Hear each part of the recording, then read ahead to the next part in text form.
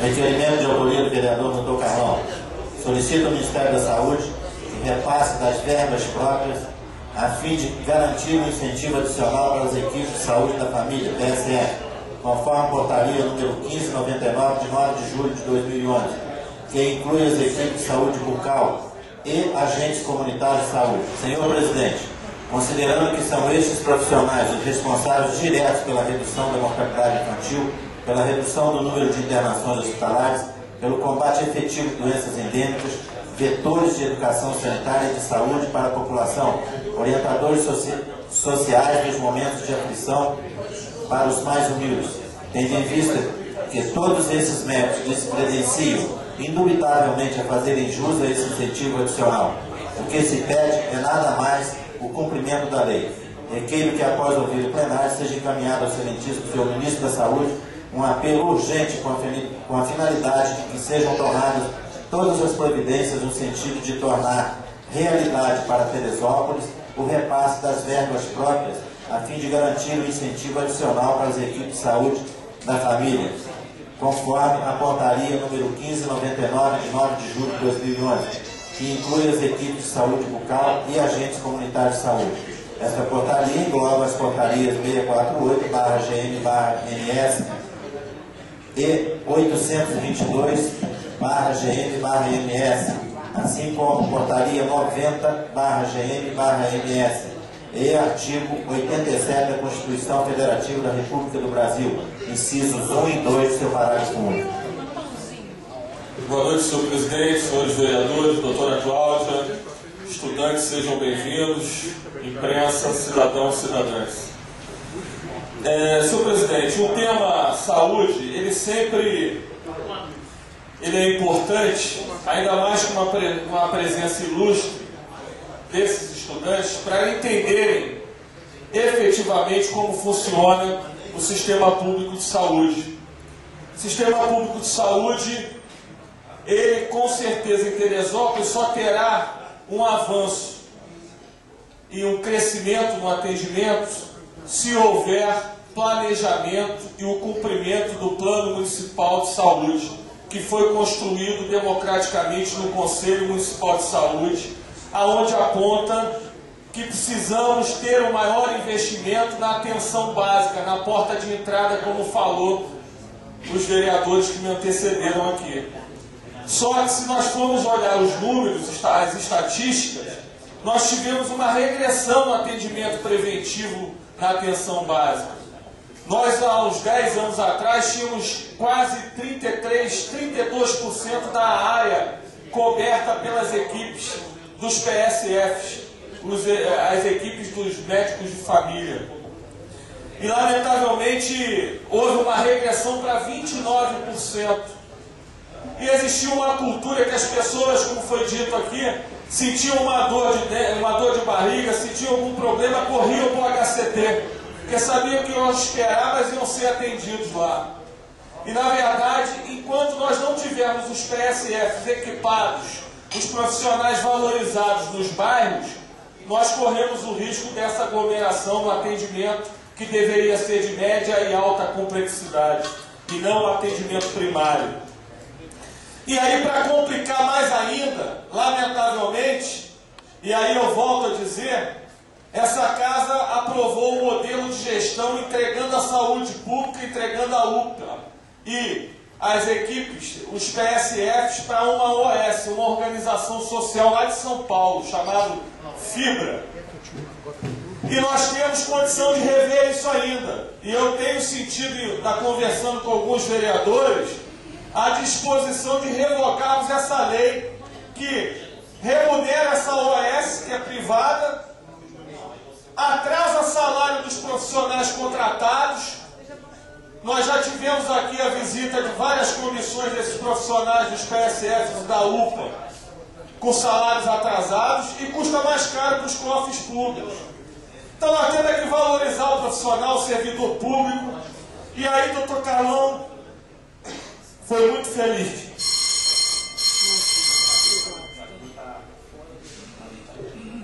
Doutor Carlão foi muito feliz quando traz para esse plenário, para o debate, o respeito à portaria 1599 de 2011 do governo Dilma Rousseff, assinada pelo ministro Padilha, e que eu, lendo aqui rapidamente, vejo que Teresópolis tem o direito de obter a maior gratificação, porque tem uma graduação por município para que as equipes dos PSFs tenham essa gratificação. Então, vendo aqui, Teresópolis se encaixa no caso 1, que seria mais de 10 mil reais para essa equipe de gratificação, além do salário mensalmente. Para os agentes de saúde, em torno de 750 reais. Eu peço até desculpa que o doutor Carlão não queria falar, mas é para ver que a gente tem uma legislação que pode valorizar esses servidores de forma concreta. E aí, eu lembro aqui que tem uma cláusula aqui que diz aqui que os municípios que tiverem conveniados com o PRONASSE, Programa de Segurança Pública com Cidadania, farão jus a essa gratificação para os profissionais, para as equipes dos PSF. Então, eu parabenizo o doutor Carlão, quero me colocar à disposição para tentar ajudar no que for possível lá em Brasília. O gabinete do deputado Alessandro Molon, do Partido dos Trabalhadores, é o gabinete que nós temos tido uma relação muito próxima e fraterna. E, com certeza, ele poderá nos ajudar a tornar realidade a aplicabilidade dessa portaria do Ministério da Saúde. Então, reiterar a disposição da gente revogar a lei das OS e, se for o caso, implementar a Fundação Municipal de Saúde ou retornar para a FES. Aí tem que abrir a licitação para ver quem tem condição de dar um trabalho, dar um atendimento de melhor qualidade, a um preço justo e que seja remunerado esses profissionais que lidam com a vida de cada um no dia a dia. Porque eu entendo perfeitamente, trabalhar o mês inteiro, chegar no fim do mês e não receber o salário, por mais profissional que seja, com certeza ele terá dificuldade de prestar um bom serviço em virtude dessa inadimplência do patrão. Então, senhor presidente, parabenizar mais uma vez e agradecer a Vossa Excelência pela tolerância. Muito obrigado. Por gentileza, fazer a leitura na íntegra. Senhor presidente, nas proximidades do quilômetro 1 da RJ 130, conhecida como Estrada Teresópolis Friburgo, onde ficam localizados os bairros de Montanhas, à direita, e Vale da Prata, à esquerda da via, cujo nome oficial é Dr. Rogério de Moura Estevam, está necessitando urgente que se instalem redutores de velocidades e coloque uma sinalização que alerte os motoristas para que reduzam a velocidade neste trecho, pois tem colocado em risco a integridade física e a vida de centenas de moradores dos citados bairros e um sem número de transeuntes da via, pois neste segmento ela é fortemente sinuosa e no sentido da Prata é em declive, onde os veículos descem em excessiva velocidade, tornando a travessia quase uma roleta russa, onde as pessoas e os veículos estão constantemente na iminência de serem acidentados.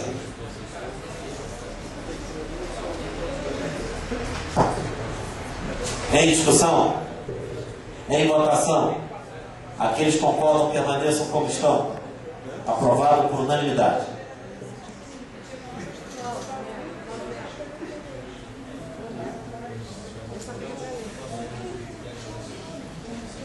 Vereador Cláudio Melo, foi repetida a moção 332, é a mesma redação. Conteúdo também. Moção 333/2012, de autoria do vereador Cláudio Melo. Solicita iluminação pública para o Vale da Prata, nas ruas Diamante, Águas Marinhas e Granada. Senhor presidente, as ruas Diamante, Águas Marinhas e Granada no Vale da Prata, vias de barro, chão batido, cujo percurso somado é de aproximadamente 1 quilômetro, de acesso à residência de algumas dezenas de famílias, necessitam com urgência de iluminação pública, instalação de braços de luz e lâmpadas a vapor de sódio, pois com a ausência desse serviço o ambiente noturno é de escuridão completa, o que vem causando inúmeros transtornos aos moradores e transeuntes, que vão desde o problema evidente da falta de segurança a risco de acidentes provocados pela penumbra que permeia esta localidade, agravados pela precariedade das vias. Em discussão, em votação, aqueles que concordam permaneçam como estão. Aprovado por unanimidade. Justificativa de voto, vereador Cláudio Melo. Senhor presidente, isso aí, essa moção foi um pedido da comunidade. Eu estive visitando a área no sábado pela manhã, conversando com o seu Francisco, alguns moradores, e na verdade a prefeitura teve até por lá, mas não fez o trabalho que deveria fazer. Então é uma reivindicação justa, que com certeza aqueles moradores de lá precisam ser atendidos.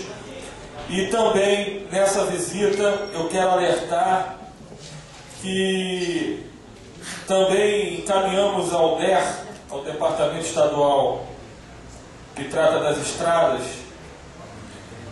um pedido de maior sinalização naquele trecho, chegando ali na curva do bairro, vindo do interior em direção à Várzea, naquela curva do Queijo de Cabra, Geneve. Isso. Ali tem um ponto de ônibus, e geralmente o ponto de ônibus, quando o ônibus vem, ele para muito, quando ele vem com muita velocidade, ele para muito distante. E ali a chance, ali entrada e saída de carro para o bairro, a chance de ter um acidente é muito grande, e nós nos comprometemos com aqueles moradores de encaminhar ao órgão estadual esse pedido, como também ao deputado Newton Salomão, para que pudesse nos ajudar, para que melhorasse a sinalização e, se possível, a gente tem dúvida quanto à legislação de uma lombada eletrônica ali, porque é curva. Então a gente não sabe se a legislação permite, mas no mínimo um alerta antes que aconteça algum acidente grave ali naquela localidade. Muito obrigado, senhor presidente. Perfeitamente. Peço ao primeiro secretário que dê continuidade à leitura das moções. Moção número 336/2012, de autoria da vereadora doutora Cláudia. Solicita ao Executivo Municipal a integração entre a Secretaria Municipal. Moção número 349/2012, de autoria do vereador doutor Carlão. Solicita ao presidente do Congresso Nacional que seja extinto por voto secreto. Em discussão. A gentileza, o vereador doutor Carlão pede para fazer a leitura na íntegra. Excelência, aptidão a legislador federal, e creio que há de acontecer, ainda que tardio, porque a pretensão era de 8 anos atrás, mas o tempo de Deus não é nosso tempo. Pode ser que ainda uma excelência tenha contribuído com o Congresso Nacional. Uma boa moção.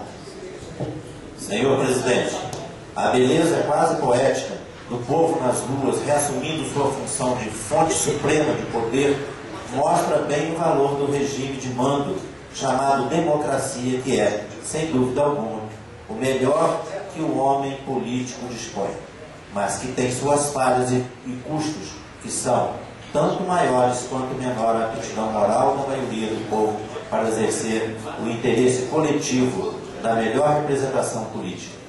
Eis aqui a causa primeira da questão. Povo ético.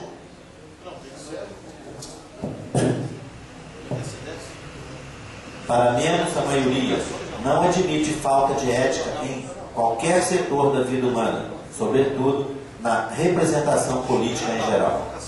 A luta direta do povo contra essa nossa endemia nacional, a corrupção generalizada, era a exigência mais que antiga do Estado brasileiro diante dos governos lenientes ou cooptado por esta fraqueza moral e política.